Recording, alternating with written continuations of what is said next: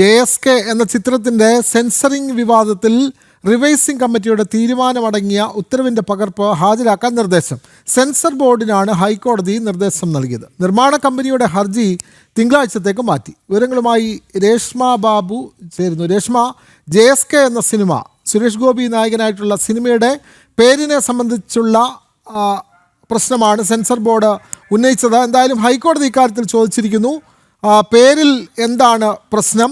ജാനകി തുടങ്ങിയ പേരുകൾ പൊതുവായി ഉപയോഗിക്കുന്നതാണല്ലോ, തുടങ്ങിയ കാര്യങ്ങളൊക്കെ ഹൈക്കോടതി ചോദിച്ചിട്ടുണ്ടല്ലോ രേഷ്മ.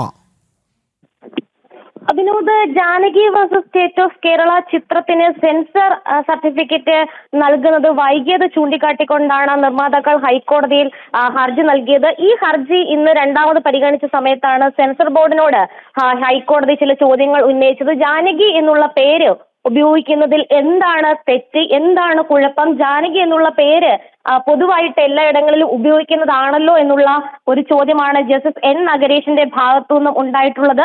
മതവിഭാഗവുമായി ബന്ധപ്പെട്ടുള്ള ഒരു പ്രശ്നമുണ്ടെന്നായിരുന്നു സെൻസർ ബോർഡ് മറുപടി നൽകിയത്. ഒപ്പം തന്നെ 16 വയസ്സിൽ താഴെയുള്ള കുട്ടികൾക്ക് ഈ ചിത്രം കാണുന്നതിന് വിലക്കുണ്ട്. അതുകൊണ്ട് തന്നെയാണ് ഈ സെൻസർ സർട്ടിഫിക്കറ്റ് നൽകുന്നത് വൈകിയതും. അതുകൂടാതെ തന്നെ ഈ പേര് മാറ്റണം എന്നുള്ള ഒരു ആവശ്യം മുന്നോട്ട് വെച്ചത് എന്നുള്ളതാണ് ഹൈക്കോടതിയിൽ സെൻസർ ബോർഡ് മറുപടി നൽകിയിട്ടുള്ളത്.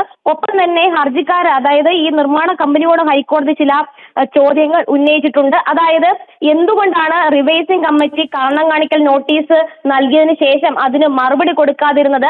റിവൈസിംഗ് കമ്മിറ്റിയുടെ തീരുമാനം അത് പ്രകാരമാണ് ഈ കാരണം കാണിക്കൽ നോട്ടീസ് നൽകുന്നത്. അതിന് മറുപടി നൽകേണ്ടതായിരുന്നു എന്നുള്ളതാണ് ഹർജിക്കാരായിട്ടുള്ള നിർമ്മാണ കമ്പനിയോട് ഹൈക്കോടതി ചോദിച്ചിട്ടുള്ളത്. എന്തായാലും ഈ കഴിഞ്ഞ ദിവസം റിവൈസിംഗ് കമ്മിറ്റി ഈ ചിത്രം വീണ്ടും കാണുകയും അതുമായി ബന്ധപ്പെട്ട ഒരു തീരുമാനം ഉത്തരവായിട്ട് പുറത്തുവിടുകയും ചെയ്തിരുന്നു. ആ ഉത്തരവിന്റെ പകർപ്പ് നിലവിൽ ഹൈക്കോടതിയിൽ തിങ്കളാഴ്ചയ്ക്കുള്ളിൽ സെൻസർ ബോർഡ് സമർപ്പിക്കണം.